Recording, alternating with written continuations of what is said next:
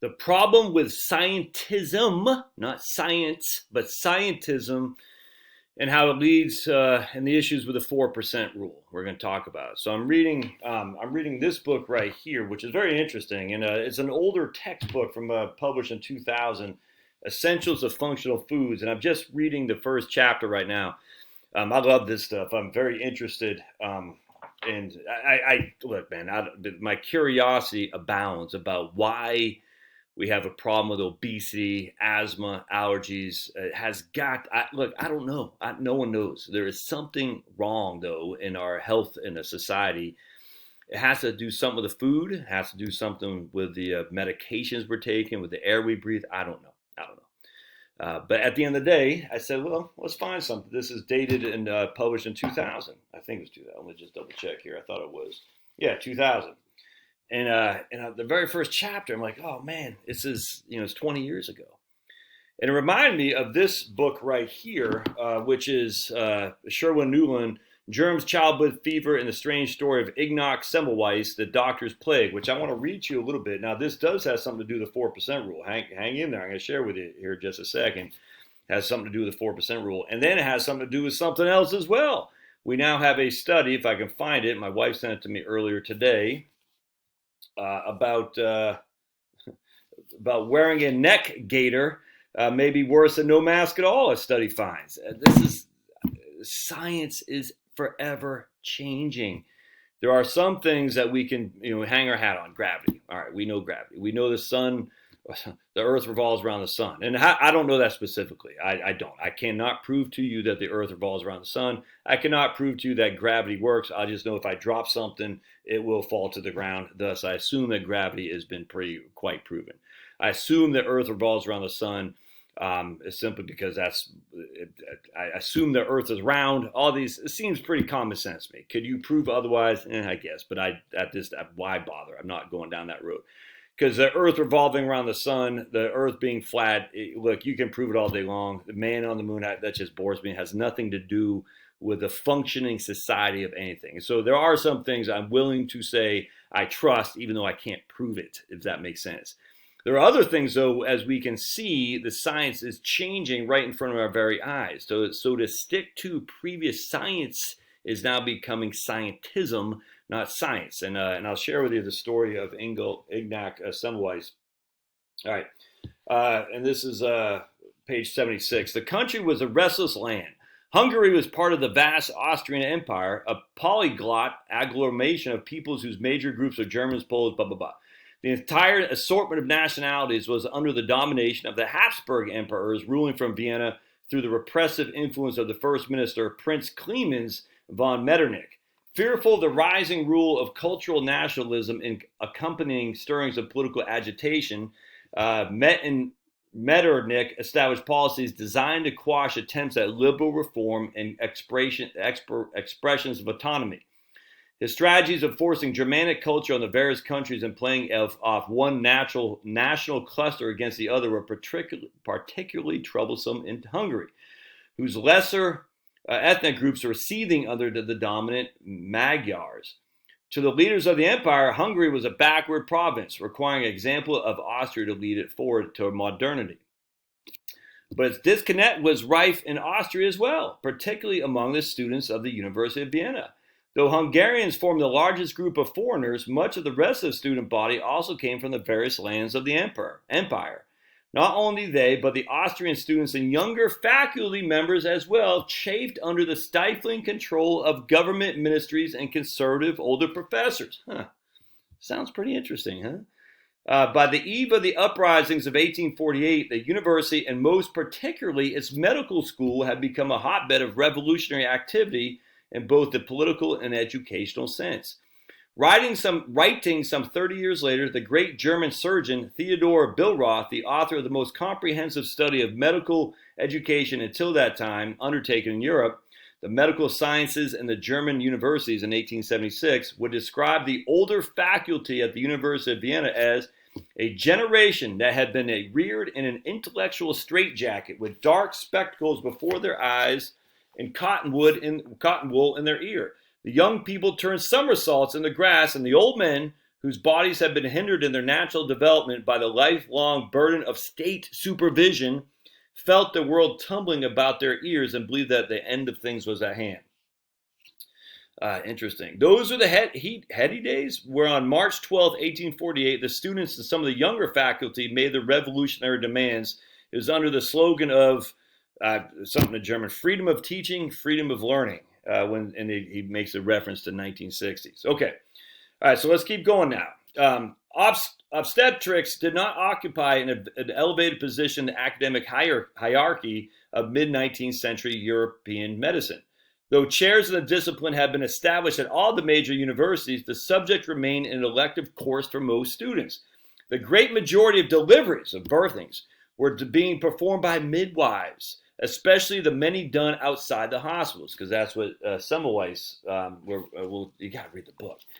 One cannot help wondering whether Semmelweis's quite natural apprehension about the possibility of yet another rejection, because he kept getting rejected to be a professor and work in hospitals and whatnot, caused him to play it safe by choosing a specialty in which a training position was easier to obtain. The history of the obstetrics department at Vienna General Hospital, this is huge. So we're establishing the background that the university, the education establishment, was under the lock and key and the dictates of the governing authority. No different than today, man. No different. It's always been like that.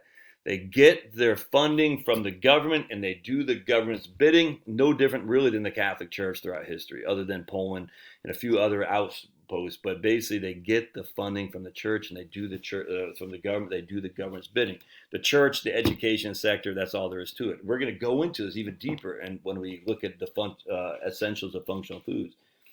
The history of the obstetrics department of Vienna General Hospital provides a preview of the events that would later overtake it. To understand its development, it is necessary to review the history of the hospital itself and to turn to the 15-year reign of Empress Maria Theresa, who ruled jointly with her son Joseph II from the death of her husband, the Holy Roman Emperor Francis I, in 1765 until her death in 1780. Guided by Dr. Van Swieten, one of the most far-thinking physicians of the 18th century, she instituted numerous humanitarian reforms in public health and medicine. Towards the end of her life, she laid plans for a great hospital in the capital city, Vienna, which her son Joseph II pursued with the same enthusiasm that he devoted to furthering the development of the University of Vienna. To strengthen his academic programs, he sought out leading scientists and physicians at that time and gave financial and moral support to the medical school. In 1784, he fulfilled his mother's great vision by establishing the Allgemeine Krankenhaus, including among its buildings the largest lying-in hospital in the world. Pursuing the policies and commitments of his mother, Joseph the Prince paid particular attention to obstetrics. Determined to make that department the best in Europe, he chose a 30-year-old Dr. Johann Bauer to be his head and sent him to study in France and England. After a year of working in London, Bauer returned to Vienna and was named professor of midwifery and director of the lying-in hospital. Much impressed with the gentleness of technique and the natural methods he observed and the practices of several of the other British occupatures, he instituted similar procedures in the Allgemeine Krankenhaus. He ordered his staff to limit the number of internal examinations during labor and to turn to instrumental delivery only as a last resort, making it clear he would stand by the dictum that he articulated in the statement, quote, "Whatever is done artificially, apart from this given necessity, is more bungling, serving only to destroy and torture the mother and child." Bauer put his faith in the healing powers of nature, and in his eyes, the emphasis placed on pathological anatomy was unwarranted, would only lead to meddling. His respect for the humanity and the parturient women extended to those who died of puerperal fever or other complications. He dissected their bodies only to study the pathologies that killed them, and refused to allow the instruction on the corpses of dead mothers. This was a departure from the practice prescribed in the formal curriculum. Instead, he used a painted wood model popularly known as the phantom to teach pelvic anatomy. The result of these measures was a profound decrease in the incidence of childbed fever. With the exception of only a few brief periods, its mortality was consistently around 1% during the more than 30 years of his tenure. All this changed, though, when his successor, Johann Klein, took over clinical responsibilities in 1823, when the death rate was 0.84%. So when Boer left after 30 years in 1823, the death rate was only 0.84. Klein, being a man beholden to political influence for his appointment, Pablo, was less willing to defy the strict requirements of the curriculum or to vary his method from the generally accepted at that time in obstetric practice. He reinstituted the requirement that students learn to do obstetric examinations by using cadavers, and he relaxed his predecessor's constraints on maternal examinations during labor and forceps deliveries.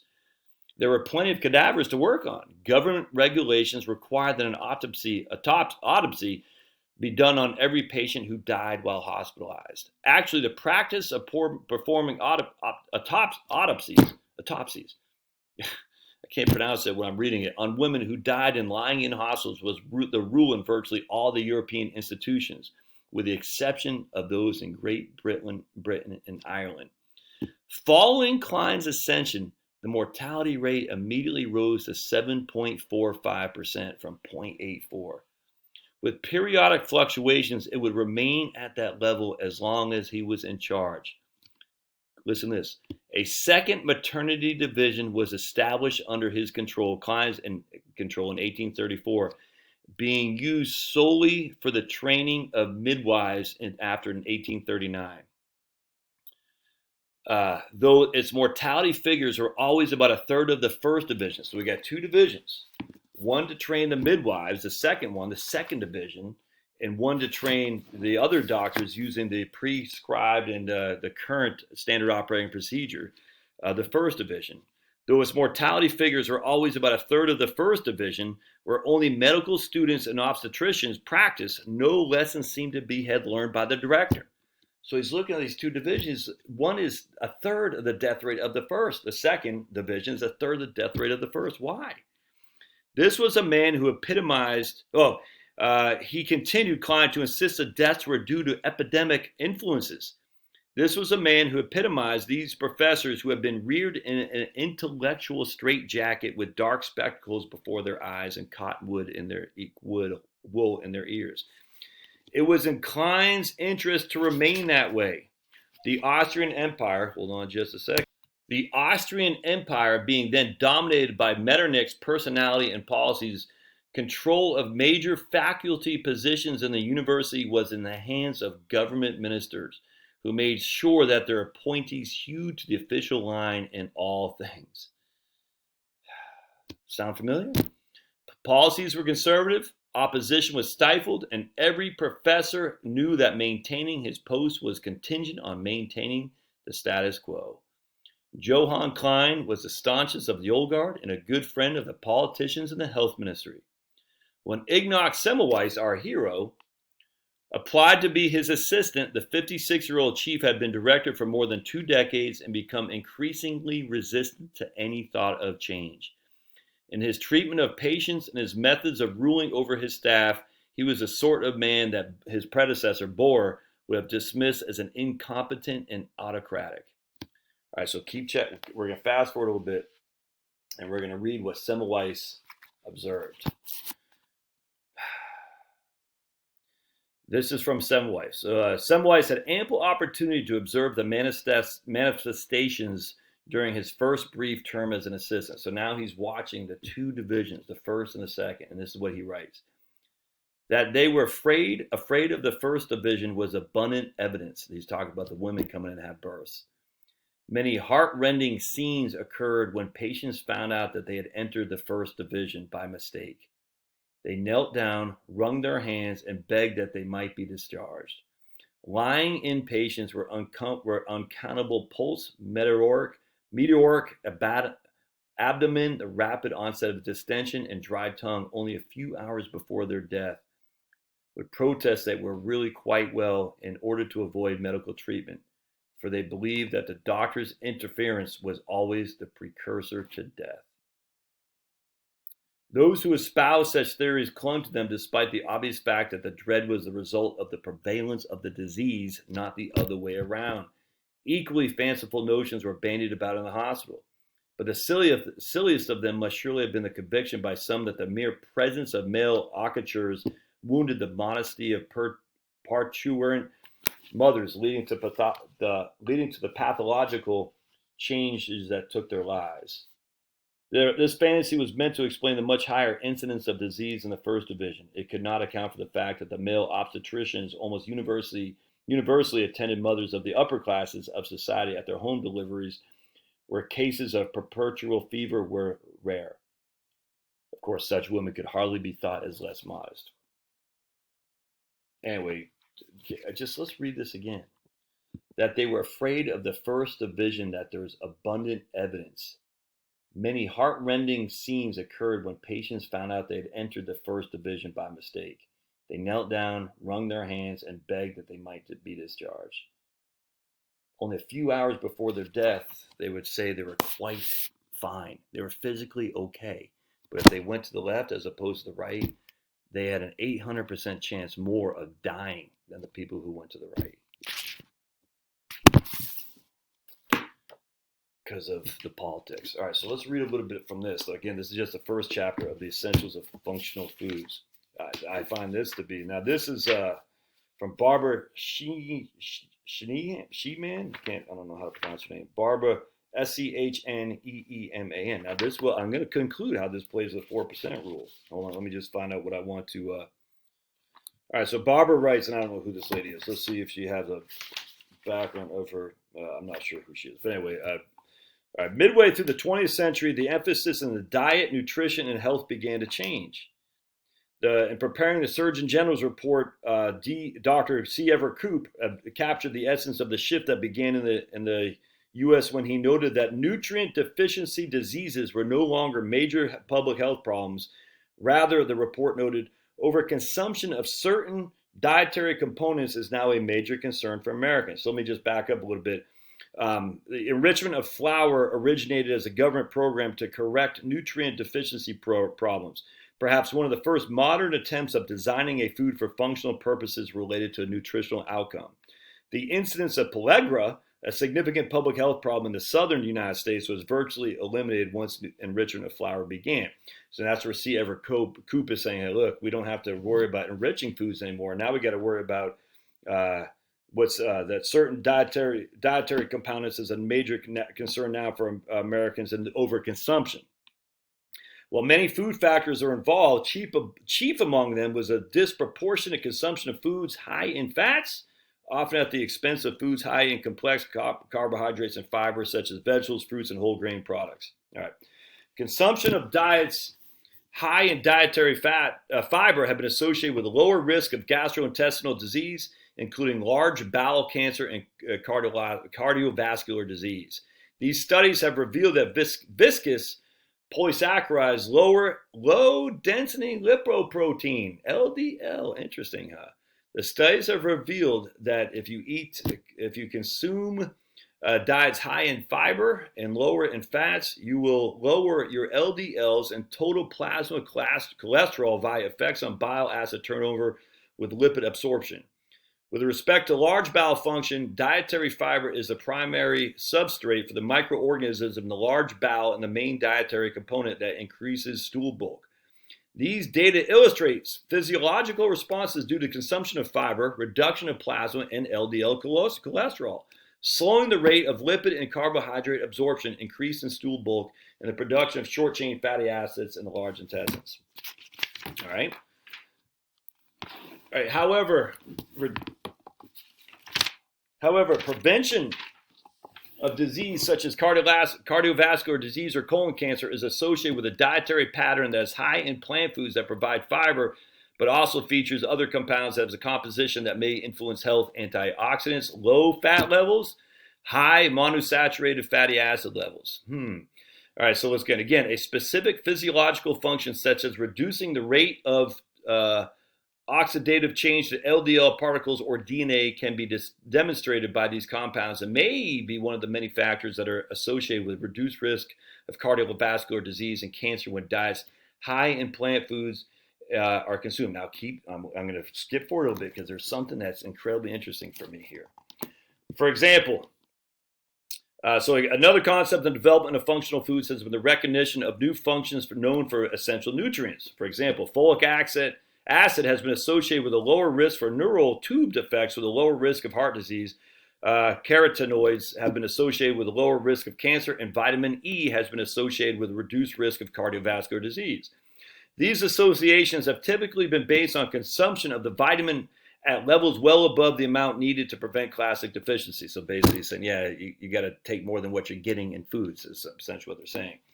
Now check this out. In 1977, the Senate Select Committee on Nutrition published a report titled Diet Related to Killer Diseases that focused on diets high in fat, saturated fatty acids, and cholesterol as culprits in the increasing incidence of cardiovascular disease and cancer. In addition, this committee established dietary goals that will be seen as setting targets for the change in macronutrient composition of the diet. By establishing dietary goals, the committee also recognized the importance of gathering food intake data at both the household and the individual level, in addition to the food disappearance data to assess changes in dietary patterns among the American public. Subsequently, the National Academy of Sciences released Toward Healthful Data, or Diets. That's a article. No, stop, buddy. Towards Healthful Diets. And the U.S. Department of Agriculture began the process of setting dietary guidelines in 1980. No. So the USDA is setting dietary guidelines. All right, anytime Pablo, he says, paw the like button, paw the thumbs up. The USDA sets dietary guidelines in 1980. They were seen as an educational tool to aid the public in achieving dietary goals. All right, in 1980 and 1985, the dietary guidelines advice on fiber was to eat foods with adequate starch and fiber. These reports emphasize intake of fiber for gastrointestinal function and the intake of starch in the form of complex carbohydrate, which is preferred to sugars or fat as an energy source. Complex carbohydrate is preferred to fat as an energy source. In 1990, this guideline was changed to read, choose a diet with plenty of fruits, vegetables, and grains. This change is a significant shift from recommending a component of food as an energy source to encouraging the consumption of certain types of foods that reflect the dietary patterns associated with health. Check this out, though.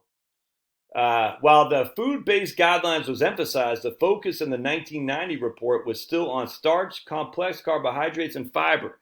In 1995, the text of the guideline was changed significantly to indicate that many of the components in fruits, vegetables, and grains, not just starch or fiber, are associated with reducing risk of chronic disease.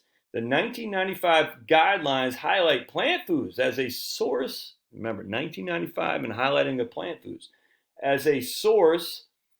They highlighted plant foods as sources of antioxidants, antioxidant nutrients, folates, certain minerals, vitamins E, C, and B, and compounds that are not traditionally viewed as nutrients but have physiological activity that may be associated with health. 1995, plant-based diets. Taken as a whole, the 1995 dietary guidelines promote a food-based approach, noting that consumption of fruit, vegetables, and grains can contribute to a dietary strategies that help lower blood pressure and intake of total fat, saturated fatty acids, and cholesterol. All right, so it's interesting too, because in 1995, an expert consultation on food-based dietary guidelines was convened by the Food and Agriculture Organization, FAO, and the World Health Organization in Cyprus. This consultation defined food-based dietary guidelines as expressing the principles of nutrition in the terms of foods, the importance of food-based strategies as defined by this group. Now they say, see table 1-2. Key principles for food-based dietary guidelines, FBDGs. Bullet point 2. Food-based dietary guidelines need to recognize the social, economic, agricultural, and environmental aspects of foods and eating patterns. Now, 1995, who was vice president? We already talked about how politics had played a significant role in Ignaz Semmelweis's fight to save women in labor. World Health Organization is funded by politicians, governments. Al Gore was the vice president. What was Al Gore number one? To fight climate change. That was his big priority. Do you notice now that they're pushing environmental factors in food-based diets guidelines? The environmental factors, i.e. cow farts. And not only do cow farts have increased climate change, I'm drawing a blank, the gases, greenhouse gases. Cow farts increase greenhouse gases. But also eating meat is bad because we want to eat high complex carbohydrates for our energy. See how it's a win-win? So we can save the environment and reduce cows. And we can push a plant-based diet as well. Interesting, huh? And the very next chapter, governmental policies. Currently, labeling and health claims on food packaging are regulated by the FDA. Under the Federal Food, Drug, and Cosmetic Act, the Nutrition Labeling and Education Act of 1990, and for foods marked as supplements, the Dietary Supplement Health and Education Act in 1994.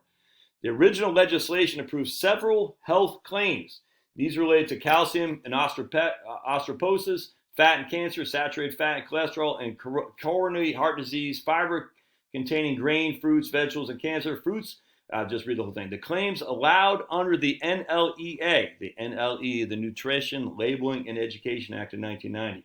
The claims allowed under the NLEA are based on significant scientific agreement. And are required to be phrased so that consumers can understand the relationship between the nutrient or food and the disease and the role of total diet and disease risk. In addition, there are specific requirements for foods to be eligible for each of the claims. For example, to carry a claim about fat and cancer, a food must meet the descriptor requirements for low-fat foods. To carry a claim about fat and cancer, the food must meet the descriptor requirements for low-fat foods. And to carry a claim about fruits, vegetables, and grain products that contain fiber and the risk of coronary heart disease, a food must also meet the descriptor for requirements for low saturated fat, low cholesterol, and low fat. Prior to the FDAMA, which was the where was that? The FDA Modernization Act of 1997. That's the FDAMA. A claim could not be used unless the FDA basically liberalized a little bit of these claims. So let me pause real quick. All right, so here's a box of Cheerios. Cheerios, 100% whole grain oats, can help lower cholesterol as part of a heart-healthy diet, they say. Interesting, huh? 3 grams of soluble fiber daily from whole grain oat foods like Cheerios and a diet low in saturated fat and cholesterol may reduce the risk of heart disease. Interesting. From our heart to yours, they're really playing that heart thing and saying, look at the grains, man. The grains are fantastic. And then we look at total carbohydrates. 29 grams per 1 1/2 cups. You get 29 grams of carbohydrates. And if you add, that's just one serving, 1 1/2 cups, age 4 plus, 29 grams of carbohydrates. And that is, according to the USDA, is only 11% of your recommended daily amount. Interesting, huh? Do you think Cheerios, and they now say gluten-free up here too, do you think Cheerios and the Kellogg company, no, this is General Mills, have any influence with the good folks at the U.S. Department, USDA, and the FDA and whatnot? Yeah. We got governments, we got corporations, and we got the established scientists. Now, how does this play with the 4% rule? Because it's all the same thing. You have dictate from above. And we go back to Ignaz Semmelweis. We go back to the food science. The food science is changing. We go back to climate change. It's changing. We go back to health studies on freaking mask wearing changes. Right here. Let's see what this study is. Hold on just a second.